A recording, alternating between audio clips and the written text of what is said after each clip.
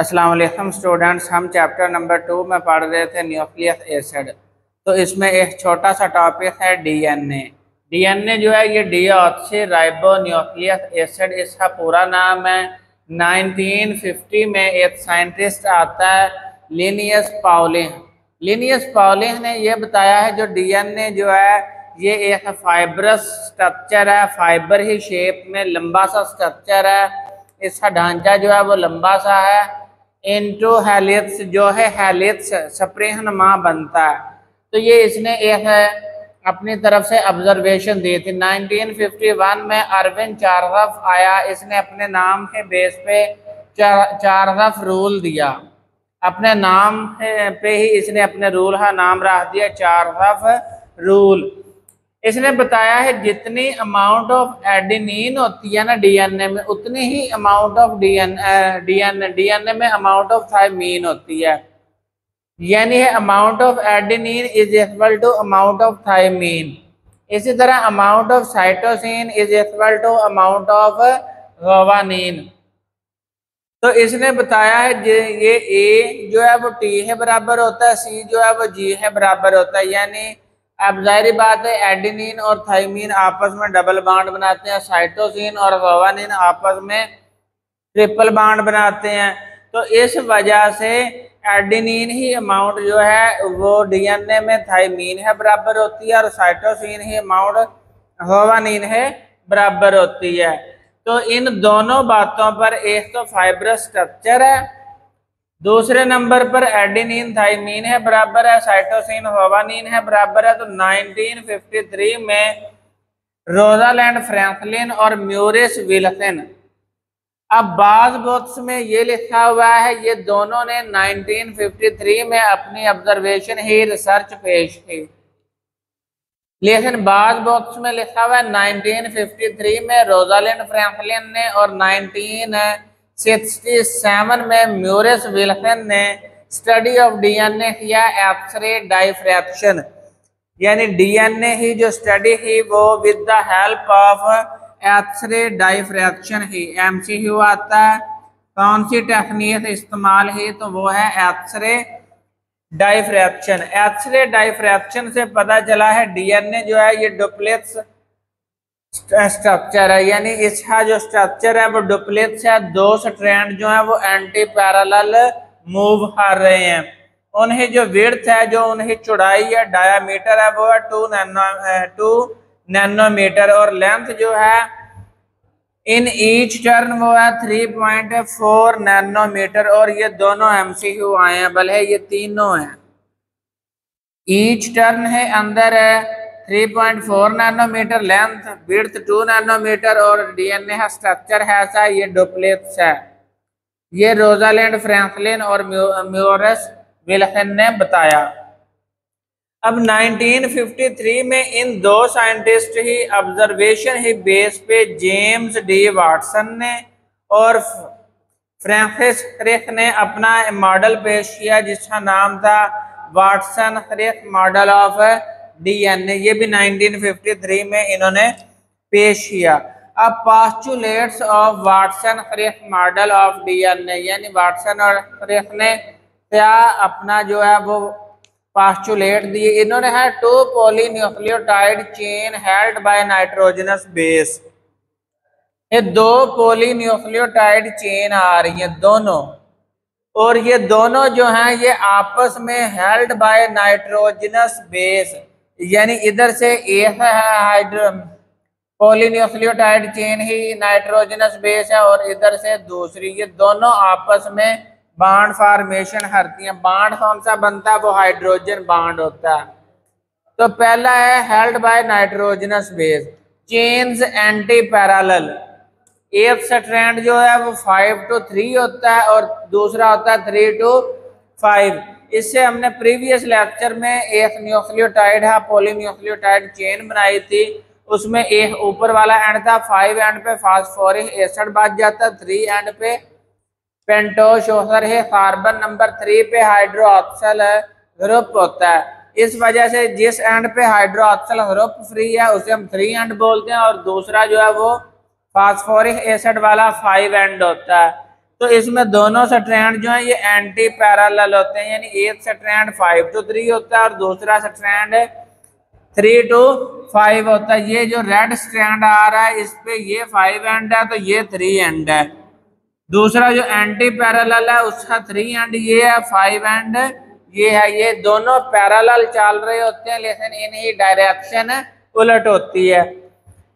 इसकी जो विड्थ है, डायामीटर है ये वाला, ये दो स्ट्रैंड है दरमियान में, ये वाली जो विड्थ है वो है 2 नैनोमीटर और ये MCQ आया हुआ है। इसके बाद sugar and phosphate, sugar and phosphoric acid जो है वो बैकबोन बनाता है, यानी जो स्ट्रैंड बनाने में इस्तेमाल होते हैं कंपोनेंट, उसमें पेंटोज शुगर और फास्फोरिक एसिड होता है। यानी इस तरह ये शुगर है और ये इस पे फास्फोरिक एसिड अटैच है और ये जो है नाइट्रोजनस है बेस अटैच है।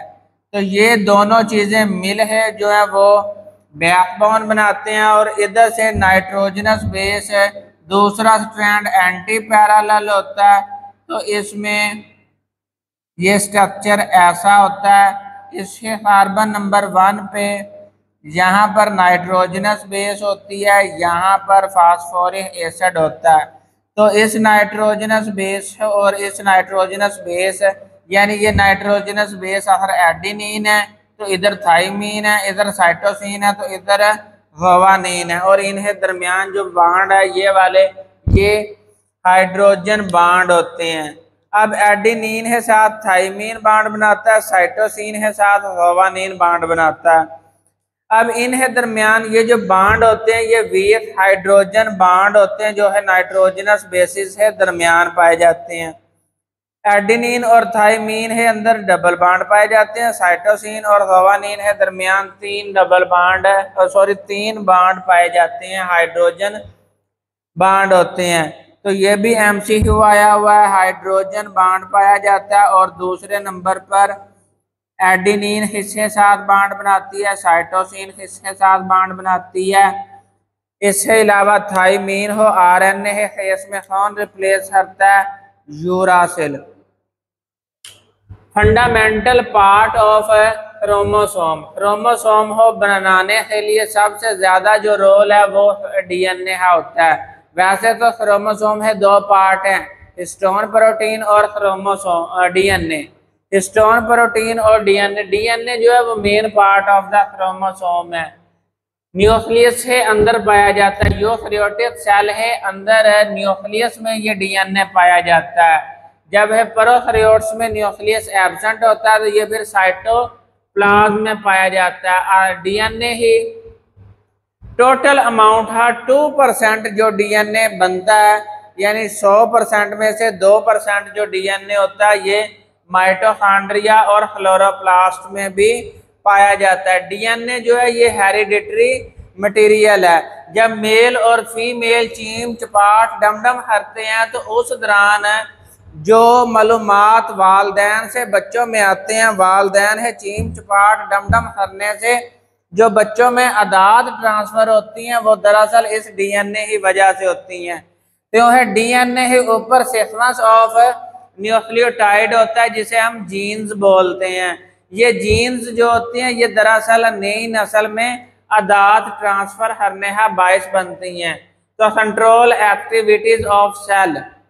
इसके बाद जीन है, जीन है सीक्वेंस ऑफ न्यूक्लियोटाइड, यानी ये एडेनिन है साथ थाइमीन जुड़ा हुआ है, थाइमीन है साथ एडेनिन, साइटोसिन है साथ गुआनिन, गुआनिन है साथ साइटोसिन।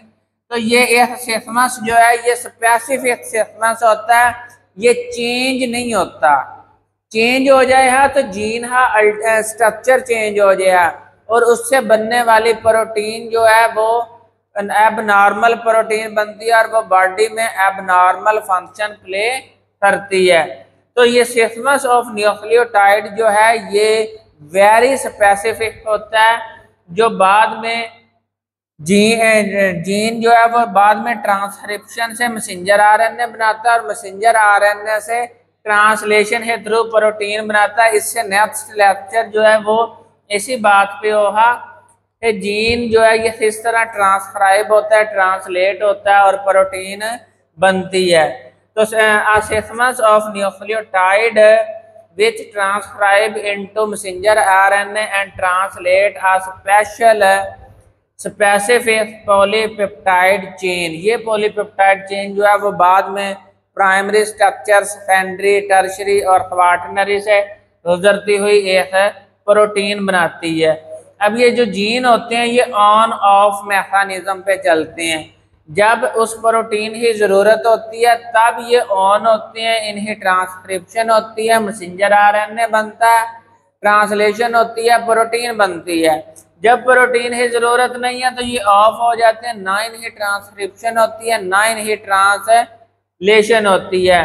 तो ये मालूमात थी, ये इंफॉर्मेशन थी आपके साथ जो डीएनए रिलेटेड शेयर करनी थी। इससे नेक्स्ट लेक्चर में हम आरएनए के बारे में पढ़े हैं। आरएनए जो है वो हमारे सेल में 3 तरह का होता है। तो यहाँ पर हमारी ये वीडियो कंप्लीट होती है। नेक्स्ट वीडियो में आपके साथ मिलते हैं। उतनी देर अल्लाह हाफिज़।